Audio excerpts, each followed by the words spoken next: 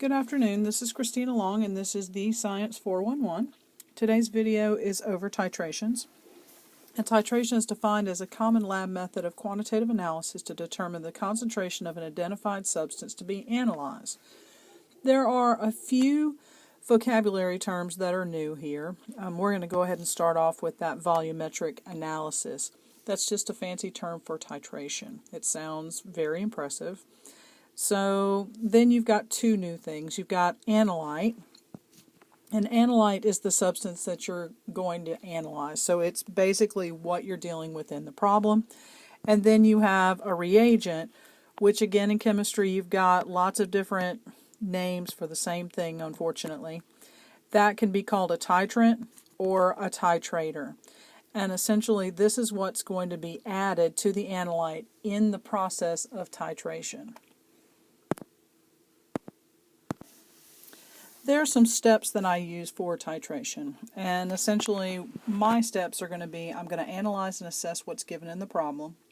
I'm going to find the moles of the first substance, and which substance that'll be, that's going to be determined by that first step. Then I'm going to finish out the equation and make sure to balance it once you've finished it. Then the next thing I'm going to do, I'm going to create a mole ratio within that equation, and using that mole ratio, then I'm going to find my new number of moles, and I'm going to find the volume using that new info.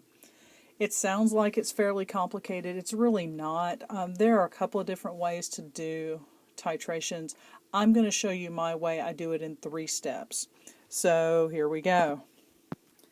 So in our first practice problem, we've got 25 ml solution of 0.5 molar sodium hydroxide is titrated until neutralized into a 50 milliliter sample of hydrochloric acid. And it wants to know the concentration of hydrochloric acid. So the first thing I have to do is I'm going to figure out what I've been given and what I'm being asked for. So earlier in the unit we've been dealing with molarity. We're still going to be using that molarity formula. So I've got 2 substances, so I have NaOH, which is sodium hydroxide, and then I have HCl, which is hydrochloric acid. In each of the cases, I'm looking for these 3 variables: molarity, mole, and volume in liters. So it tells me that I have a 25 milliliter solution of sodium hydroxide. Okay, well, that's 25 milliliters. I know I'm going to have to change that, but I'm not going to do it just at this moment. And it tells me that my molarity for my sodium hydroxide is 0.5 molar. It says it's titrated until neutralized into a 50 milliliter sample of hydrochloric acid. So now I've got 50 milliliters for hydrochloric.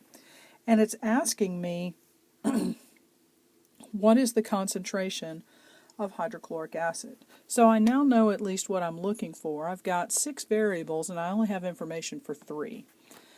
But let's go ahead and change my milliliters to liters because, well, I have to. So I've got 0.025 liters for my sodium hydroxide, and then I have 0.05 liters for my hydrochloric. So I've done my first step. I've analyzed and assessed, and I figured out what I need to do.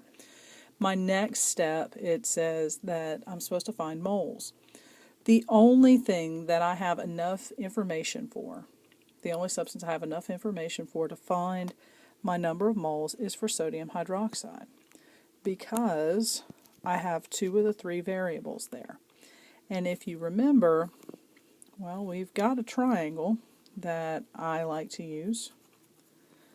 So I've got this triangle and I'm looking for number of moles, so I'm going to cancel out, or I'm going to cross out that mole, and that's going to go ahead and give me my formula, which is molarity times liter.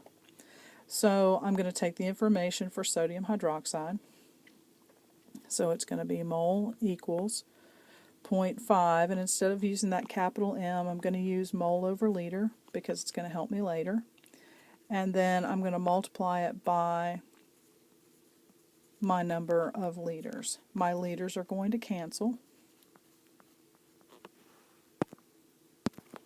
And when I do the math there, I'm going to get 0.0125 mole of sodium hydroxide.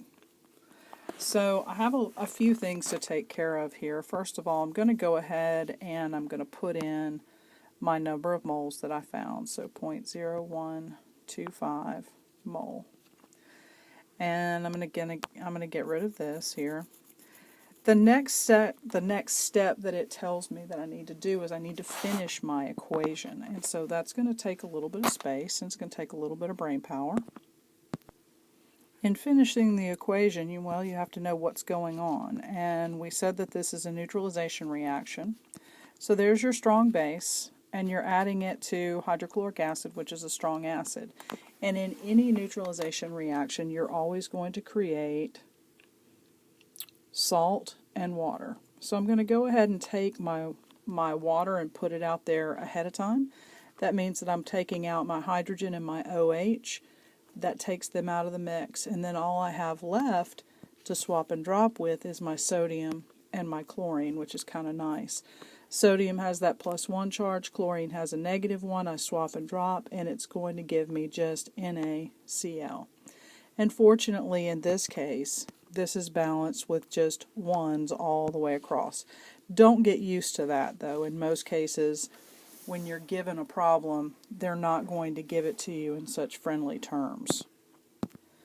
Once we have the equation finished and balanced, then you get to the mole ratio step, and that's what we've got in the dark green there. The important part here is that on either side of the equation, you keep the correct compound together. So if you notice on each side of the equation, I've got moles of sodium hydroxide up in the numerator, and then in the denominator I've got moles of hydrochloric acid. It doesn't matter which you choose to be in the numerator or the denominator as long as it's consistent on both sides. Now the question becomes is where do I get these 1s? Well, I got those 1s from my balanced equation. So in that equation, for every 1 mole of sodium hydroxide, you need 1 mole of hydrochloric acid. On the right-hand side, what I'm trying to do is create a ratio. On the right-hand side, that's where you're going to put in the information that you found way back in the beginning. So I've got 0.0125 moles of sodium hydroxide. And I'm looking to find moles of hydrochloric. Now, for those of you that are good with just common sense as far as how to do math, well, you can look at it and go, it's a 1-to-1 ratio. So if one is 0.0125, then the other one is. If you don't really trust that, then you would do the cross multiplication method. But I'm going to look at it and say, well, if it's 1-to-1, then that means that I've got 0.0125 moles of hydrochloric acid as well. So now we're in that culminating piece, the part where you're trying to figure out, okay, I've done all this work, what is it, how do we get to my answer? What is it I'm looking for? Well, we were looking for the molarity of hydrochloric acid, and you've already figured out the number of moles for both sodium hydroxide and through that mole ratio, hydrochloric acid. So now I go back to that magic triangle, and I've got molarity equals mole over liter, because that's what I'm looking for. And so I'm going to just plug in what I have for hydrochloric acid. So I'm going to have 0.0125 mole divided by 0.05 liters. And when I put that in my calculator, that's going to give me a molarity of 0.25 molar HCl. And that is your answer. Okay, so we're going to do one last practice problem. Excuse me. You're going to have to assess what we've got. It says how much 0.5 molar sodium hydroxide is needed to titrate 75 milliliters of a 0.25 molar solution of H2SO4, which happens to be sulfuric acid. So, you've got your sodium hydroxide, and you have your sulfuric acid, and again you're looking for molarity, mole, and liter, and it tells you that the molarity of your sodium hydroxide is 0.5, and it's asking you for how much. And then what it's titrating is 75 milliliters of the H2SO4, and it's telling you that its molarity is 0.25 molar. So you're looking for something different this time, and also something, again, that's going to show up the same is that 75 milliliters needs to get changed to 0.075 liters. Remember, you're just moving that decimal place 3 places to the left. When you look at it, the only thing you can do is find your moles for sulfuric acid. So my moles it's going to be molarity times liter.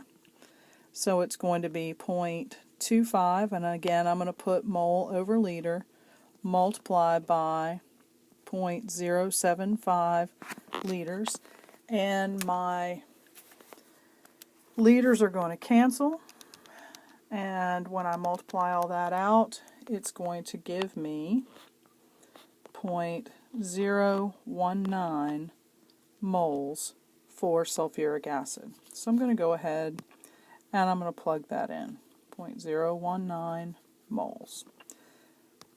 Alright. So my next step is going to be to finish the equation. So if you look what I did in green there, I just used the space we have, which is fairly limited, and I pulled together the beginnings or the reactants of the equation. So you've got sodium hydroxide, and then you've got sulfuric acid, which is H2SO4. Again, it's a strong base added to a strong acid. It's always going to make water, which is H2O, and then it's going to make a salt. And so what you're left with the salt is the sodium and the sulfate. And when you swap and drop, you're going to get Na2SO4. So when I put a 2 out in front of my NaOH, or my sodium hydroxide, and I put a 2 out in front of my water, that should balance it with a 2-1, 2-1. So that's going to give me my balanced equation, and if you remember what we do from our balanced equations, we make a mole ratio. So I'm going to take it just as it's written, so I'm going to have 2 moles of NaOH per 1 mole of H2SO4. And I'm still looking for that number of moles for sodium hydroxide, but I found in that first step the number of moles of sulfuric, which is 0.019 moles of sulfuric acid. Now in the last equation, I could just say, well, it's a 1-to-1 ratio, and I can go like that. But I can't do that right now. Instead, I've got to do my cross multiplication. And what I'm going to do there is I'm going to have my 2 mole multiplied by my 0.019, and basically that's going to give me 1x. And so when I do all of that, it's going to give me the number of moles for sodium hydroxide is going to be 0.038 moles. That's my answer. So I'm going to go ahead and put that in, 0.038 moles. So once I've done all that, the last thing I've got to do is I've got to figure out how to get to my final answer. And I've got molarity for each of my 2 substances. I've got my moles for each of the 2 substances, and what my problem told me I was looking for was the volume of sodium hydroxide. How much of this is needed?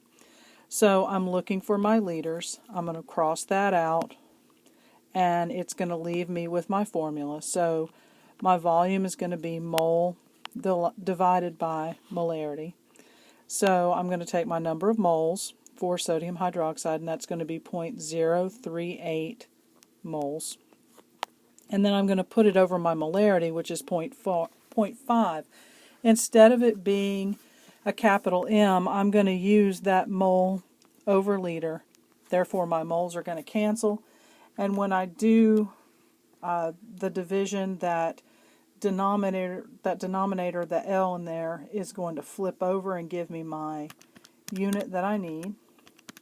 And when I do the math, my volume is going to be 0.076 liters.